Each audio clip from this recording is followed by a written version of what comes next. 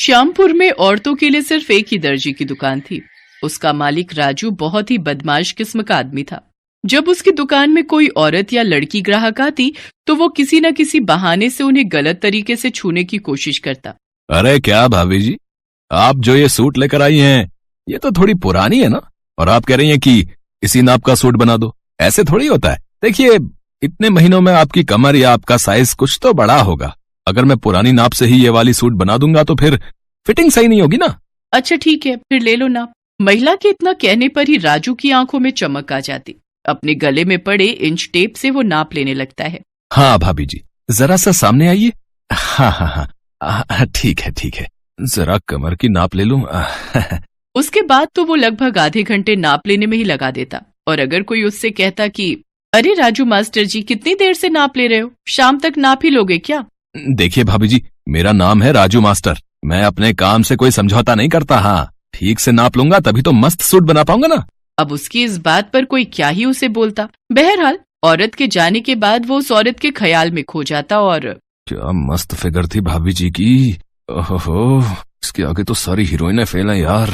वाह ऊपर वाले, क्या किस्मत बनाई है तुमने मेरी।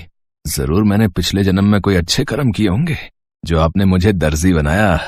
हे भगवान, बस एक ही प्रार्थना है कि अगले जन्म मोहे दर्जी ही कीजो, ताकि मैं अलग अलग और खूबसूरत औरतों के नाप ले सकूं। राजू टेलर अपने काम की आड़ में औरतों के साथ छेड़छाड़ किया करता था। अब उसका प्रोफेशन ही ऐसा था कि लोगों को ज्यादा कुछ पता नहीं लगता। श्यामपुर में विनीता नाम की एक रिटायर्ड टीचर अपनी बेटी सिम्मी और बेटे विकास के साथ रहा करती थी। विकास की अभी कुछ दिनों पहले ही शर्मिला नाम की लड़की से शादी हुई थी। शर्मिला बहुत ही भोली लड़की थी। एक बार की बात है, सुबह का समय था। शर्मिला माथे पर घूंघट लिए अपनी सास के पास चाय लेकर गई। ये लीजिए माँ जी, आपकी चाय अदरक वाली। ये कहकर उसने चाय अपनी सास को दी। विनीता ने चाय ले ली तो शर्मिला वहां से जाने लगी। बहू, 1 मिनट रुको, मुझे तुमसे कुछ बात करनी है। मुझसे कोई बात हो गई क्या माँ जी? अब चाय तो ठीक है ना? अरे तू इतना डरती क्यों है? मैं तेरी सास हूँ, कोई राक्षस थोड़े ही हूँ जो तुझे खा जाऊंगी। और जहाँ तक रही चाय की बात, तो वो तो मैंने अभी तक पी ही नहीं है। ये कहकर उसने चाय की प्याली उठाई और चाय पीने लगी। चाय पीते ही, वाह बहुत ही अच्छी चाय है, बिल्कुल तुम्हारी जैसी। अरे बहू, तुम खड़ी क्यों हो? तुम्हें कहा है ना मैंने बैठने के लिए, बैठो। अब जी माँ जी, कहिए आप मुझसे क्या बातें करना चाहती थी? तब शर्मिला की सास ने उससे कहा, शर्मिला बहू, तेरी शादी को लगभग 1.5 महीने हो गए। तू कब तक ये साड़ी और घूंघट में रहेगी? मैं समझी नहीं माँ जी। बहू, अब हमारी पीढ़ी की तो तुम हो नहीं कि घूंघट और साड़ी में ही हमेशा रहो। तुम आज की पीढ़ी हो, तुम सलवार सूट पहन सकती हो घर में। मैं कुछ नहीं बोलूंगी तुमको। पर माँ जी, मैं तो सलवार सूट लेकर आई ही नहीं। मुझे लगा कि शादी के बाद साड़ी में ही रहना होगा। भला ऐसा भी होता है क्या? उसके बाद विनीता ने अपनी बेटी सिम्मी को आवाज लगाई, सिम्मी, सिम्मी। सिम्मी उस समय कॉलेज जाने के लिए तैयार हो रही थी। माँ की पुकार सुनकर वो बाहर आई। हाँ मम्मी, क्या कह रही हो? कहीं जा रही हो क्या? क्या मम्मी, इस समय मैं कॉलेज जाती हूँ ना। पर आज तो संडे है ना, विनीता ने कैलेंडर की ओर देखते हुए कहा। तब सिम्मी कैलेंडर के पास गई और उसे पलटते हुए कहा, मम्मी, जनवरी खत्म हो गया है, ये फरवरी है, फरवरी, और आज शनिवार है। ओह, मैंने तो ध्यान ही नहीं दिया।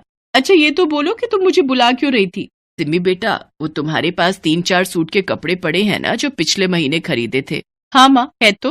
सुनो ना, वो तुम भाभी को दे दो, वो उसे राजू टेलर के पास जाकर सिलवा लेगी। तुम्हारी भाभी के पास एक भी सूट नहीं है। अच्छा माँ, मैं दे देती हूँ। सिम्मी ने सूट के कपड़े अपनी भाभी को दे दिए। सिम्मी कॉलेज चली गई। बहू सुनो, ये लो सूट का कपड़ा, इसे सिलवा लो। यहाँ से थोड़ी दूर पर राजू टेलर्स है, तुम उसके पास चली जाओ। मैं अकेली जाऊं? हाँ बहू, चली जाओ ना। तुम्हें तो पता है ना मेरे घुटनों में कितना दर्द रहता है। अगर तुम्हारे साथ गई तो फिर 1 सप्ताह तक चलना फिरना सब हराम हो जाएगा। शर्मिला सूट का कपड़ा लेकर राजू टेलर्स के पास गई। राजू ने उसे देखा तो, ये कौन देहाती हुस्न की परी आ रही है? घूंघट वूंघट निकाल के, पहले तो इसे कभी नहीं देखा। राजू टेलर शर्मिला को घूर घूर कर देख रहा था। उसे इस तरह घूरता देखकर शर्मिला झेंप गई। तब राजू ने उससे पूछा, कहिए क्या सेवा करूं मैं आपकी भाभी जी? जी, ये सूट बनवाना है। हाँ हाँ, बना देंगे बना देंगे। वैसे कैसा बनवाना है, पटियाला या नॉर्मल? पटियाला। अरे पटियाला नहीं पता आपको? आजकल वो स्टाइल बहुत चलता है। मैं तो एक्सपर्ट हूँ पटियाला का। मेरे पास दूर दूर से लोग आते हैं पटियाला सूट सिलवाने। उसके बाद राजू टेलर ने शर्मिला को दुकान पर रखे कुछ सैंपल दिखाए। शर्मिला को वो पसंद आ गए। हाँ जी सही है, ऐसा ही बना दो मेरा। अरे ऐसा क्यों, इससे अच्छा बना देंगे आपका, लेकिन पहले आपको देना होगा। देना होगा? क्या देना होगा? अरे नाप देना होगा, नाप। बिना नाप मैं कैसे बनाऊंगा आपके लिए पटियाला सूट। उसके बाद राजू शर्मिला का नाप लेने लगा। शर्मिला से बातों के क्रम में ही उसे पता लग गया था कि ये बहुत ही भोली टाइप की है, इसलिए उसने मन ही मन सोच लिया था कि आज तो इसका अच्छे से और बहुत देर नाप लूंगा, मजा आ जाएगा। नाप लेने के क्रम में राजू बार बार शर्मिला को छू रहा था, और वो छूना नॉर्मल छूना तो नहीं था। ये बात शर्मिला को भी समझ आने लगी थी। भाई साहब, ये आप क्या कर रहे हैं? इस तरह से कौन नाप लेता है? चलिए हटिए, दूर हटिए। अरे क्या हो गया भाभी जी, क्यों गुस्सा हो रही हैं आप? गुस्सा नहीं हो तो क्या करूं? आप ये किस तरह से और कितनी देर से नाप ले रहे हैं? कभी कमर को छूते हैं, कभी इधर हाथ लगाते हैं, कभी उधर हाथ लगाते हैं। ये क्या बात हुई? अरे टेलर को नाप लेने के लिए इधर उधर तो हाथ लगाना ही होता है ना। अब मेरी आंखों में कोई मशीन तो सेट नहीं है कि एक बार किसी को देखें और परफेक्ट नाप ले लें। राजू अपनी बेहुदा दलीलों से अपनी कारगुजारी को ढकने की कोशिश कर रहा था, लेकिन शर्मिला भले ही भोली थी, लेकिन ना समझ तो बिल्कुल भी नहीं थी। देखो, मेरे सामने ज्यादा तेज बनने की कोशिश मत करो, मुझे पता है तुम क्या कर रहे थे। मैं चुपचाप सुन रहा हूं तो इसका ये मतलब नहीं है कि आप कुछ भी इल्जाम लगाओ। अरे मैं कोई नया टेलर नहीं बनाऊं, सालों से यहाँ काम करता हूँ। हाँ, और न जाने कितनी औरतों के सूट सिले मैंने, किसी ने इस तरह से मुझ पर इल्जाम नहीं लगाया जैसे आप लगा रही हैं। अगर आपको मुझसे सूट नहीं सिलवाना तो आप जा सकती हैं, लेकिन इस तरह के बेहुदा इल्जाम तो मत लगाइए मुझ पर। मैं बीवी बच्चों वाला आदमी हूँ। शर्मिला वहां से चली तो गई, लेकिन उसने अपनी सास को सारी बातें बताई। ये तुम क्या कह रही हो बहू? हाँ माँ जी, वो बहुत ही बदमाश दर्जी है। उसने नाप लेने की आड़ में मेरे साथ बदतमीजी की। माँ जी, मुझे तो वो शक्ल से ही बदमाश लगता है। अच्छा सुनो, सिम्मी को आने दो, फिर चलते हैं तीनों मिलकर उस बदमाश दर्जी की दुकान पर। सिम्मी के आने के बाद तीनों ने मिलकर एक प्लान बनाया। इस बार सिम्मी उस दर्जी की दुकान पर गई और सूट सिलवाने की बात कही। अपनी आदत से मजबूर राजू टेलर बेशर्मी के साथ सिम्मी की नाप लेने लगा, लेकिन इस बार उसकी सारी हरकत दूर छिपी उसकी भाभी ने रिकॉर्ड कर ली। फिर उन्होंने पुलिस को फोन कर वहां बुला लिया। थोड़ी देर में पुलिस वहां पहुंच गई। पुलिस को देखकर राजू टेलर के चेहरे का रंग उड़ गया। क्यों रे, तू ही है ना राजू टेलर? जी मैडम, मैं ही हूँ। कोई बात हो गई है क्या? उसके इस बात पर इंस्पेक्टर शशिकला ने उसे एक जोरदार तमाचा मारा और विनीता और शर्मिला द्वारा रिकॉर्ड किया वीडियो दिखाया।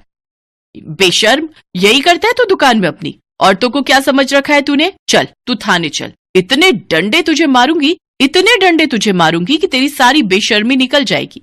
इंस्पेक्टर शशिकला ने राजू टेलर को जेल भेज दिया। उस पर मुकदमा चला और उसे 5 साल की सजा हुई। विनीता की बहू शर्मिला भले ही भोली थी, लेकिन उसने गलत के खिलाफ आवाज उठाई।